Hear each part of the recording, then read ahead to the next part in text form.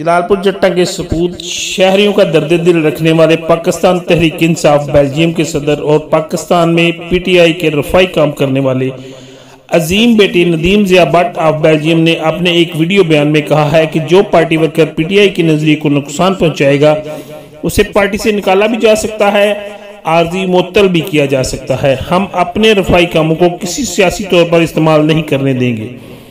दोस्त किबला दुरुस्त रखें, हम अताउल्लाह शाह की क़यादत और मशावरत से पार्टी काम के पाबंद हैं और जो दोस्त मिलकर फैसला करेंगे उस पर अमल होगा। आइए देखते हैं उन्होंने अपने वीडियो बयान में क्या कहा। बिस्मिल्लाहिर्रहमानिर्रहीम। तमाम दोस्तों जलालपुर जट्टां दे अस्सलाम वालेकुम। ते वीडियो सिर्फ मेरे शहर जलालपुर जट्टां वास्ते थोड़ी जी मैं बना लेंगा 2-3 मिनट दी।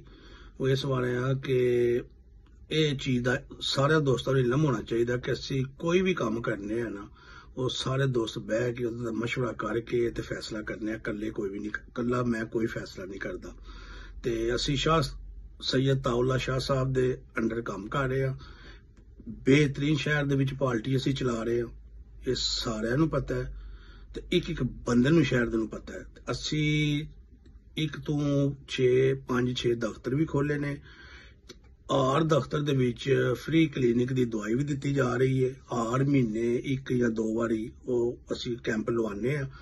ते मेन मकसद सी दान दा कि असी शहर वास्ते साडा शहर है, असी उहदे वास्ते जो कोई माली जानी कोई चीज़ भी असी उहदे वास्ते कुर्बान करने को तैयार हाँ, लेकिन असूलां नाल, हक और सच नाल। ते असी हमेशा एक ही नारा लाया है कि इतिहाद, ईमान ते इतफाक, इन्हां तिन्ना चीज़ों का तलक सिर्फ तां इकट्ठा रह सकता है जे तुहाडा रोज़गार हलाल है। ते अल्हम्दुलिल्लाह कुछ दोस्त जिहड़े हन साडे नाल नुसरबाजी कर रहे हैं, साडा नाम लै के जिहड़े आने वाले उम्मीदवार MP MN दे खलोना चाहते हैं, उन्होंने कोलों अपनियां जरूरियात पूरियां कर रहे हैं। वो सानू अच्छियां नहीं लगियां, चाहे वो पैसे मांग रहे हैं, चाहे उन्होंने कोई अपना कोई सिस्टम बना रहे हैं। तो साडी उहदी चीज़ बेइज्जती च फर्क आंदा है। लिहाजा असी उन्हां नाल सारे प्रूफां दे नाल उन्होंने बड़ा साडा प्यारा दोस्त सी, बड़ा पार्टी का गुड वर्कर सी, असि 1 महीने वास्ते स्पेंड किया। ठीक है। तो दूजा जिहड़ा दोस्त सी उहनूं असी वैसे ही फारग कर छड़िया, क्योंकि इन्नी अकल बूझ सूझ नहीं रखता कि उन्होंने नाल चलाया जाए।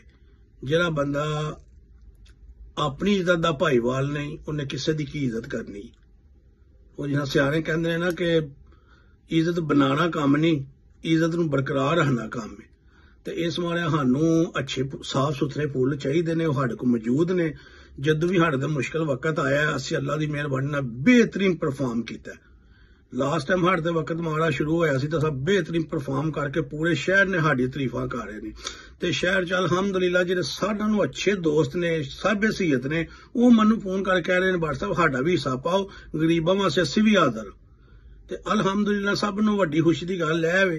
तो यही मैं मैसेज पहुंचाना चाहना सी, जिहड़े साडे दोस्त साडे नाल चाह रहे ने वो अपनी इज्जत भी भाईवाल होण ते साडी इज्जत भी भाईवाल होण, ते मजा तां आंदा है। तो जे वो अपनी इज्जत की भाईवाल होण साडी दे नाल होण ते असीं ते नहीं उहनां नाल चल सकदे, क्योंकि असीं ते किसी कोलों ना गौरमेंट कोलों, ना किसी MPA दे, ना किसी कौंसलर दे, किसी बंदे कोलों मताजी लैके राजी नहीं। साडी रब दी जात साडी मदद कर रही है, असीं गरीबां दी मदद कर रहे हैं। जिन्ना तक साडी हिम्मत है असीं शहर वास्ते हाज़र हाँ।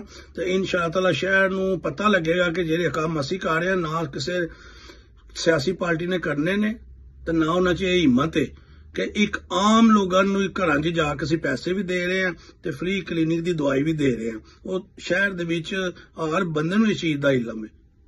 जिन्होंने कोई प्रूफ चाहिए ने, जिन्होंने कोई चीज़ चाहिए, जिहड़ा बंदा बुड़ करता है वो आके दफ्तर बह के अपना देख ले कि बंदे घर जा रहे हैं। असी ये तो नहीं दसना कि असी इस घर पैसे दे के आए हैं।